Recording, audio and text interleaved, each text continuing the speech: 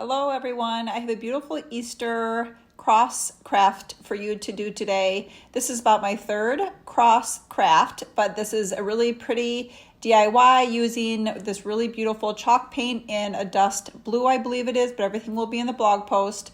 So I am just using a few items here. This is inexpensive and super cute when it comes together. So I am just taking a frame and I'm just painting right over the whole frame with this really pretty blue color. So you can use any color of paint, maybe purple would be pretty just to give you some other ideas, but I love this dusty blue and I love all Waverly chalk paints. If you watch my videos, they just are so right on with their colors. So I knew that this blue was going to be great and it matched my home. So that's why I chose this one. So I used 2 coats on this, just so you know. I did 1 coat, let it dry completely and came back. So I have these craft rulers. I just ordered a bag of them that I've had on hand because I use them quite often for my crafts. So it wasn't quite fitting, so I just broke them in half and I'm going to use this as the cross. And I like that it's a little bit disheveled and it's not perfect. So, but if that bothers you and you have a little wood cutter, you can always cut them. But I liked it a little broken off. This one was a little too broken off, so I just used another one and replaced it with that piece. So I just kind of played around with it and got the couple pieces that I liked. So I am going to make a couple of these, so I'll save those other pieces for another one. So I'm grabbing my Waverly white chalk paint. Again, I love to use the Waverly chalk paint because it's so thick and rich and you really don't need a lot of coats. So I am going to just use my chalk paint. If you only have white acrylic, you can do that. You might just need, 2 coats maybe. So I am painting just the front, not the back where the numbers are on the ruler, but I'm just painting the front of or I guess it would be considered the back of the ruler. And I'm going to paint that on each ends of my cross and I'm going to let that dry. So I only used 1 coat on this, but if you want to come back with 2, you can.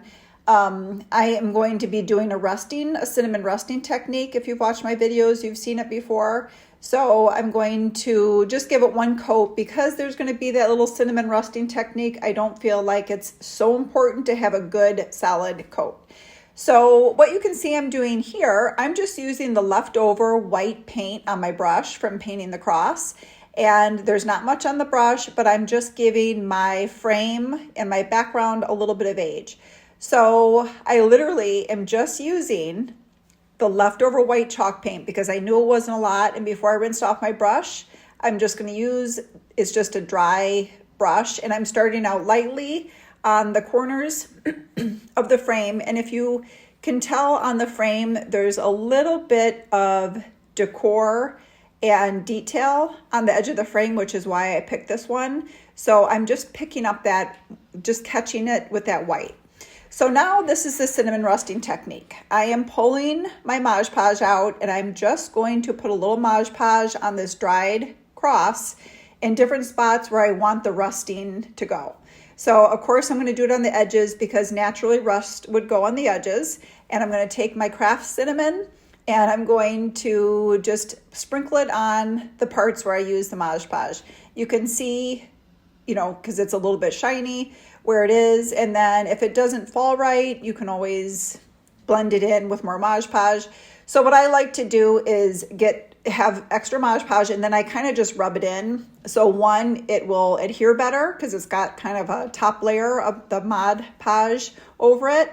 And then I'm just kind of spreading it around. So you can do however you would like, but this is just how I do it. So I'm hoping that I can teach you exactly how you can do cinnamon rusting. And then you're just going to paint a coat over it because I just kind of blended it in. But as you can see, it's heavier in those 1 spots. So then I'm going to do the same thing with the second part of the cross and sprinkle a little cinnamon and do the same process. So there are a couple different age ways you can do this. If you don't have cinnamon and you're not comfortable with this, you can always take home decor wax and give your cross a little aging.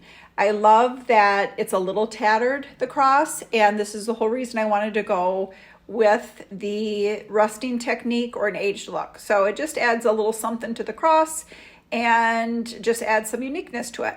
So once you're done here, you're just going to set it to the side and let it dry. So some of these crafts you have to be a little patient with because I kind of worked on it all day in between doing laundry and dishes and stuff. I just would let a coat dry and come back to it.